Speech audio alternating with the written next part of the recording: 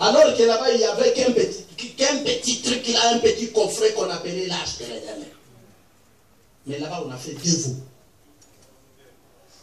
Mais les autres là, la parole de Dieu les appelle païens. C'est pour ça que, parce qu'ils étaient devenus des païens, quand Christ est venu, il fallait qu'il aille les chercher pour les récupérer. Ah. Vous comprenez? Il fallait qu'il aille les chercher pour les enlever de Bethel, afin de les amener à Jérusalem. C'est pour ça que cette femme-là disait, notre Père, es-tu plus grand? C'est quelle écriture? Cherchez encore cette écriture-là. Es-tu plus grand que notre... Regardez ça. Amen. Est-ce que vous comprenez? Sa sœur allait à Bethel. Les frères étaient en train de lui exhorter que ma sœur, revenons. Amen. Amen. Amen. Frère, toi tu me dis des choses. Et oui, oui. Parce que l'âge est resté avec nous. Toi tu es très orgueilleux. Non, ce n'est pas de l'orgueil. J'ai dit seulement que le salut vient des Juifs. Parce que c'est nous qui sommes restés avec l'âge. Amen. La fille dit, nous aussi, nous sommes enfants de Jacob. Parce que moi j'ai nié ça. Moi aussi j'ai dit, je suis fils de Jacob. Mais en Jacob, il y a eu des semences. Une semence qui est restée attachée à l'âge. Et une semence qui est allée s'attacher au veau. Amen. Et cette semence-là, parce que moi j'ai été envoyé, non pas pour aller chercher les brebis égarées de Juda, mais brebis égarées d'Israël. Amen. C'est-à-dire tout fils de Jacob qui n'adore pas Jérusalem. Amen. C'est-à-dire je suis venu combattre l'enseignement ou la prédication de Jéroboam. Amen. Parce que Jéroboam savait que s'il vous laissez, vous allez finir par les tuer. C'est lui-même qui l'a dit. Vous n'avez pas vu ça? Amen. Parce qu'ils savent que, regardez, parce qu'ils savaient ceci. C'est pour ça qu'il dit que si je les laisse aller, ils me tueront. N'est-ce pas? Ils me tueront. Qu'est-ce qui lui a fait dire ça? Pourquoi dit-il que si je les laisse aller, ils comprendront? Jéroboam pourrait maintenant 26 ans.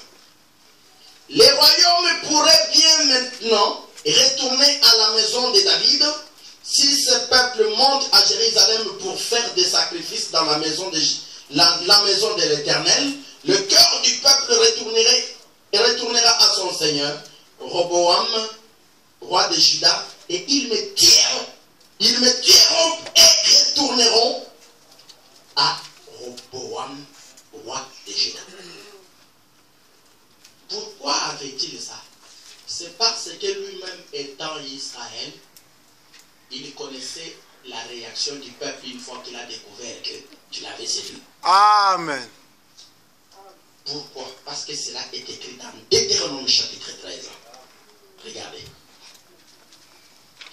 Deutéronome chapitre 13. Verset 1. S'il se lève au milieu de toi un prophète